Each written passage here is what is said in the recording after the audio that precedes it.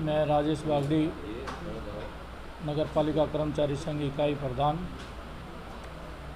आज हमारा जो प्रेस कॉन्फ्रेंस बुलाने का मकसद है, उससे पहले मैं आपके चैनल के माध्यम से भगवान वाल्मीकि प्रगट दिवस की हार्दिक शुभकामनाएं मेरे प्रदेशवासियों को देना चाहता हूं। जो सरकार कल 7 तारीख को गोहाना रैली भगवान वाल्मीकि प्रगट दिवस पर एक अपने प्रोग्राम आयोजित किया है, उसमें बतौर मुख्य अतिथि मनोहर लाल खट्टर जी हमारे सीएम साहब जाएंगे। हम उनसे ये कहना चाहते हैं, अगर आपको समाज के प्रति, भगवान के प्रति आपकी आस्था है तो कच्चे कर्मचारियों को पक्का करें, और शिविर में जो काम कर रहे हैं साथी, जो आए दिन बगैर सेफ्टी के उनकी मौत हो जाती है, उसकी जिम्मेवार सरकार है। उसका भी सरकार निवारण करे, उनको सेफ्टी किट दिलाने का काम करे, और जो मशीनी उपकरण है वो प्रदेश में लाए, और जो शिविर में जो अंदर घुस के जो काम करता है, कोर्ट ने भी बैन कर रखा है, उसको बिल्कुल मतलब 100% बंद किया जाए इसको। हमारी जो मांगे हैं वो भी इस जो भगवान वाल्मीकि प्रगट दिवस पर आपका प्रोग्राम आयोजित है, उन मांगों का भी निवारण मुख्यमंत्री जी अपने मंच की घोषणा से करें, तो हमें लगेगा कि हमारे प्रति भी आस्था है और हमारे भगवान के प्रति भी मुख्यमंत्री जी के दिल में आस्था है। आप देख रहे हो कि कौशल रोजगार निगम जो लिमिटेड एक सरकार ने फौरी तौर पे कर्मचारियों के ऊपर थोप दिया है। जैसे कृषि के 3 काले कानून हमारे माननीय नरेंद्र मोदी जी ने किसानों पे थोपे थे, उसी तरह से कौशल रोजगार निगम जो लिमिटेड कर्मचारियों पे थोपने जा रही है सरकार, इसे बंद करे, और जो पॉलिसी बनती है, जो 10 साल से 8 साल से 5 साल से कर्मचारी काम कर रहा है, उसकी पॉलिसी बना करके उनको पक्का करने का काम करें और कौशल रोजगार को बंद करें। आए दिन आउटसोर्सिंग पॉलिसी के तहत जो ठेकेदारों को फ़ायदा दिया जा रहा है, कर्मचारियों का जो शोषण हो रहा है, इसको बंद करें। नियमित भर्ती जो है डिपार्टमेंट में शुरू करें, जिससे कर्मचारियों का भला होगा और प्रदेश भी तरक्की की तरफ जाएगा।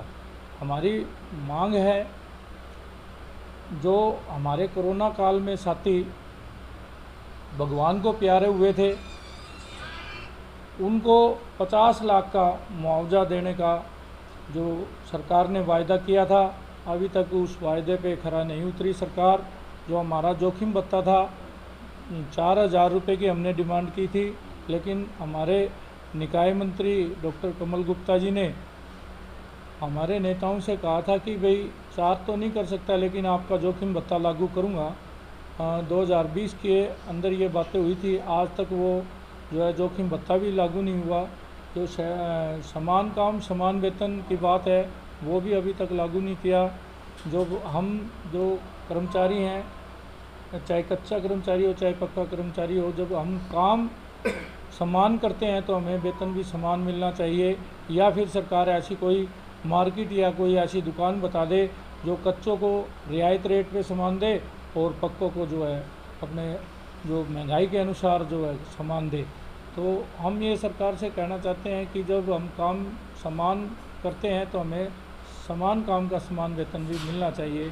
और जो बात है 100 गज के प्लाट की या रहायशी कॉलोनी बनाने की बात है, उस पर भी सरकार ने कहा था कि हम आपकी रहायशी कॉलोनी बना करके देंगे, लेकिन आज तक कोई रूट मैप या कोई पॉलिसी ऐसी नहीं बनाई है जिससे हमें लगे कि हमें रहायशी कॉलोनी बना करके सरकार देगी।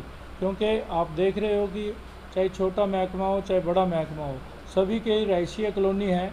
एक नगर पालिका, नगर निगम और नगर परिषदों में कोई रहायशी कॉलोनी की सुविधा जो है सरकार ने नहीं दे रखी है।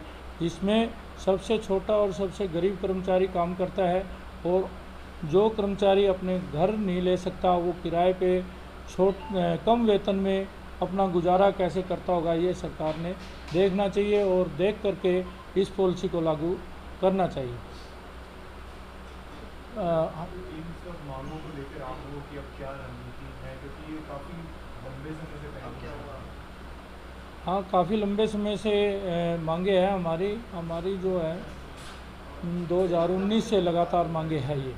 पहले हमारे निकाय मंत्री अनिल विज जी होते थे, उन्होंने भी हमारी मांगों को जायज़ मांगा था और उन्होंने कहा था कि मैं आपका वकील बन करके मुख्यमंत्री जी से बात करूंगा और आपकी मांगों का निवारण करूंगा। लेकिन उन्होंने भी हमारे को यूज एंड थ्रो की तरह ही रखा। अब हमारे जो मंत्री जी बैठे हैं डॉक्टर कमल गुप्ता जी, इनसे हम उम्मीद कर रहे हैं और इनसे दो बार की वार्ता भी हमारी हो चुकी है, लेकिन ये भी वही लॉलीपॉप देने का काम हमें कर रहे हैं। आए दिन कहते हैं मैं जल्दी निवारण करूंगा, लेकिन अभी तक धरातल पे कुछ नहीं हुआ। तो हम कहना चाहते हैं समय रहते हमारे जो मांगे हैं, जो जायज़ मांगे हैं, उनका निवारण करें, अन्यथा हम एक बड़ा आंदोलन करने पे मजबूर होंगे, जिसकी जिम्मेवारी जो है सरकार की होगी।